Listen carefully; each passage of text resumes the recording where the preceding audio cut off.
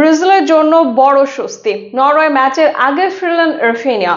সমর্থকদের জন্য এলো দারুণ সুখবর। ইনজুরির কারণে কয়েকটি ম্যাচ মিস করার পর অবশেষে নরওয়ের বিপক্ষে বিশ্বকাপের রাউন্ড অফ 16 ম্যাচের স্কোয়াডে ফিরেছেন তারকা উইঙ্গার রাফিনিয়া। এ নিয়ে বিস্তারিত থাকছে রিপোর্টে। তাই ম্যাচের শুরু থেকে তাকে মাঠে নামানোর সম্ভাবনা কম, তবে প্রয়োজনে দ্বিতীয়ার্ধে বদলি হিসেবে তাকে খেলানো বাড়তি শক্তি যোগ করবে।